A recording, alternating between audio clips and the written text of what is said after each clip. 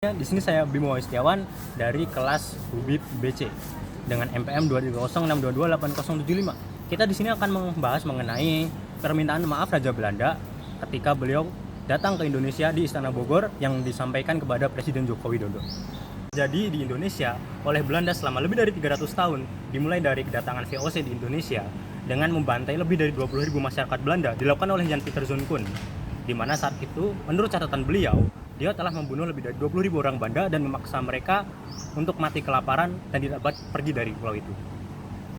Setelah itu, terjadi pemaksaan pada era Hindia Belanda mengenai kebijakan Kurtulstelsel, di mana masyarakat Indonesia dipaksa untuk menanam tanaman ekspor dan diberikan kepada Belanda dengan harga yang sangat murah. Hari ini menyebabkan banyaknya terjadi kematian dan kelaparan yang terjadi di para kalangan pribumi. Lalu pada era perang kemerdekaan atau polisional aksi, Belanda melakukan berbagai macam kejahatan perang, seperti pembantaian yang ada di Rawagede dan juga Westerling.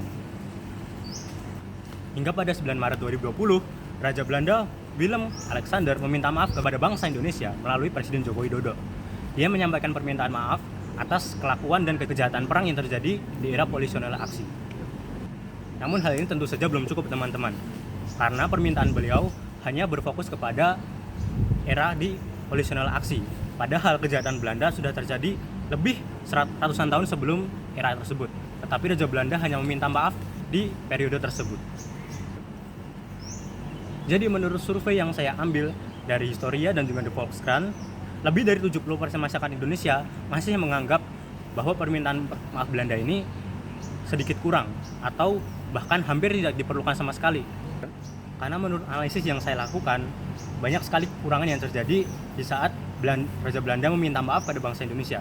Mulai dari dia hanya membaca teks, lalu teks tersebut sudah disiapkan sebelumnya tentu saja. Maka dari itu, saya menyajikan mengenai makalah penelitian mengenai analisis permintaan maaf Raja Belanda kepada bangsa Indonesia melalui Presiden Joko Widodo. Saya juga menyajikan POV atau pandangan dari masyarakat Indonesia berdasarkan survei yang dilakukan oleh The Volkskrant bersama dengan Historia. Maka dari itu, saya harap kalian bisa membaca makalah tersebut dengan baik untuk memahami apakah permintaan maaf Raja Belanda ini diperlukan atau hanya sebagai kegiatan seremonial saja.